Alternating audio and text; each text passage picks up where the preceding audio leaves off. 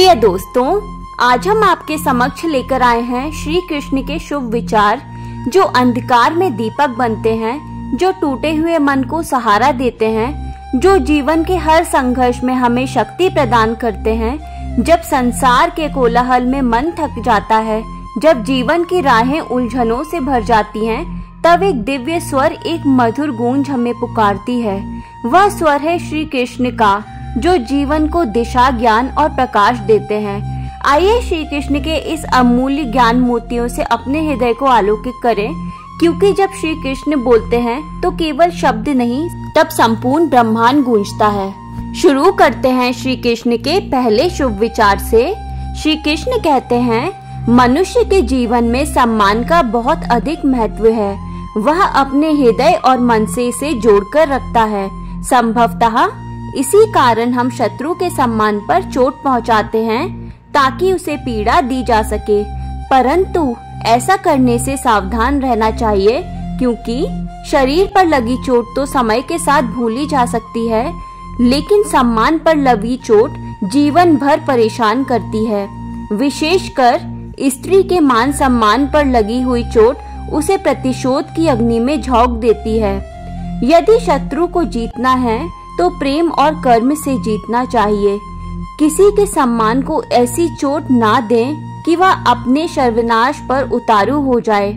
स्मरण रहे, किसी का अपमान कर तत्कालिक संतोष तो मिल सकता है, परंतु इससे आप कई दिलों को आघात पहुंचाते हैं और अनावश्यक रूप से नए शत्रु बना लेते हैं। श्री कृष्ण कहते हैं, हम सभी शीघ्र सफलता, अत्यधिक संपत्ति और सुख चाहते हैं। ऐसे में कई बार हम छोटे और अनुचित मार्गों का चयन कर लेते हैं, जैसे जुआ ऐसा दलदल है जिसमें एक बार फंसने पर सर्वनाश से पहले निकल पाना असंभव होता है।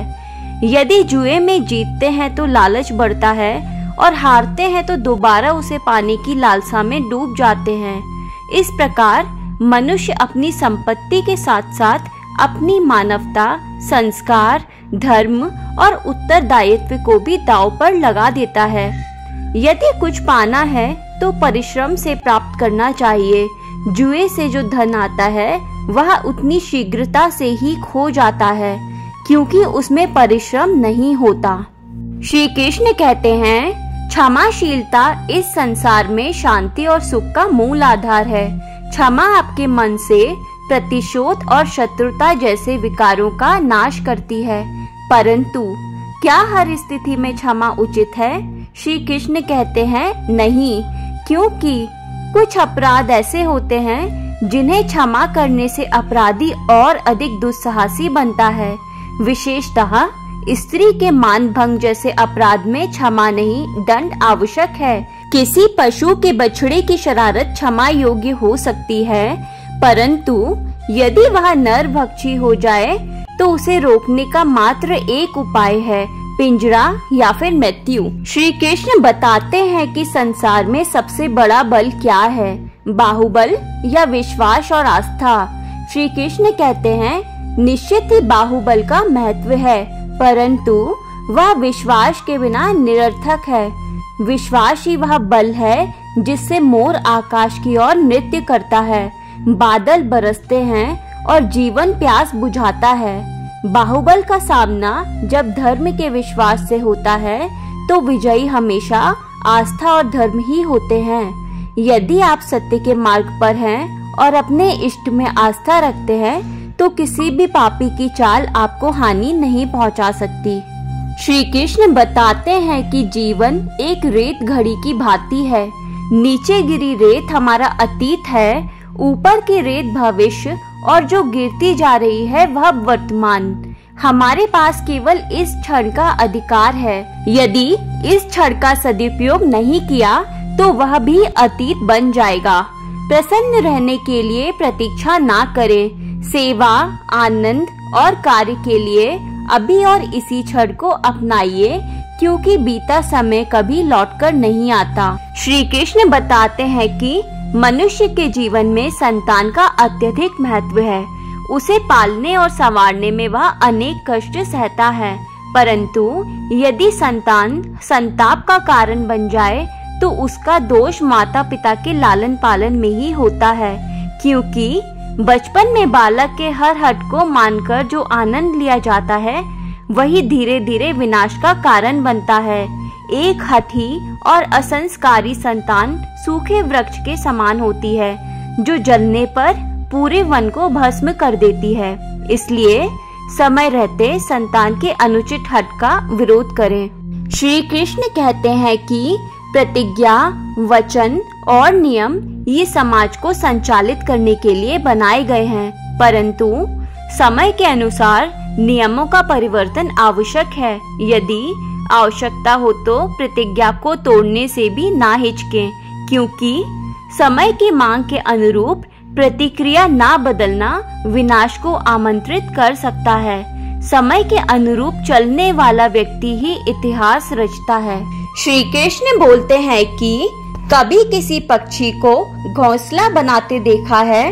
वह अथक परिश्रम से तिनका तिनका जोड़कर घर बनाता है, परंतु आंधी और बारिश में वह बिखर भी जाता है। फिर भी वह पक्षी निराश नहीं होता, बल्कि पुनः परिश्रम करता है और नया घोंसला बनाता है। हम मनुष्य क्यों छोटी छोटी असफलताओं से हार मान लेते हैं? स्मरण रखें, हर वृक्ष कुल्हाड़ी के एक ही वार से नहीं गिरता और हर चट्टान एक ही प्रहार से नहीं टूटती। श्री कृष्ण कहते हैं कि निरंतर परिश्रम ही सफलता का मार्ग है। सत्य का स्वीकार मनुष्य के लिए अत्यंत महत्वपूर्ण है। जब तक हम सत्य को स्वीकार नहीं करते, तब तक असत्य से लड़ने की शक्ति प्राप्त नहीं होती। किसी भी व्यसन को छोड़ने के लिए पहले उसे स्वीकार करना पड़ता है कि अब बहुत हो चुका। चाहे वो लालच हो या मदिरा पान, स्वीकृति से ही परिवर्तन संभव है। श्री कृष्ण कहते हैं, संसार का सबसे बड़ा पाप है निर्बल को सताना, और सबसे बड़ा दंड उस निर्बल की निकली हुई आह है।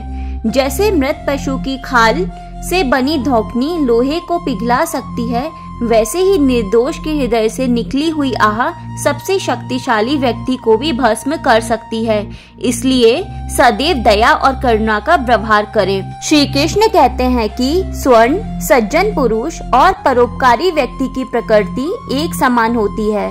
यदि स्वर्ण टूट जाए तो उसे गर्म करके पुनः जोड़ा जा सकता है।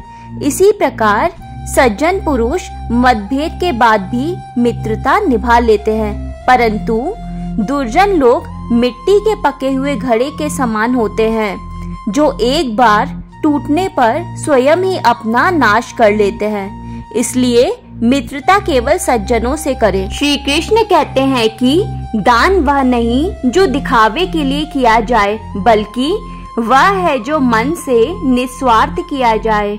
श्री कृष्ण कहते हैं कि ऐसा दान जिसमें स्वयं की प्रशंसा की कामना हो, वह व्यापार है, दान नहीं। दान की दिव्यता तभी जागती है जब वह बिना नाम, बिना प्रचार और बिना अपेक्षा के किया जाए। श्री कृष्ण कहते हैं कि वाणी में इतनी शक्ति है कि वह जीवन भी दे सकती है और मृत्यु भी। श्री कृष्ण ने अर्जुन को केवल शब्दों से ही युद्ध के लिए प्रेरित किया। इसी प्रकार कटु शब्द किसी को तोड़ सकते हैं और मधुर शब्द किसी को जीवन भर के लिए जोड़ सकते हैं। अपनी वाणी को मधुर, संयमित और हितकारी रखें। वाणी का चयन युद्ध और शांति दोनों का मार्ग तय करता है। श्री कृष्ण कहते हैं कि मन की चंचलता मनुष्य की सबसे बड़ी परीक्षा है।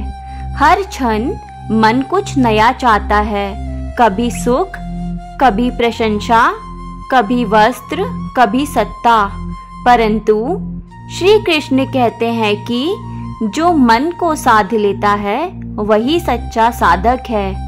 मन को नियंत्रित करना युद्ध जीतने जितना कठिन है, परंतु यदि उसे श्री हरि में अर्पित कर दिया जाए तो वह भक्ति पथ का मार्गदर्शक बन जाता है।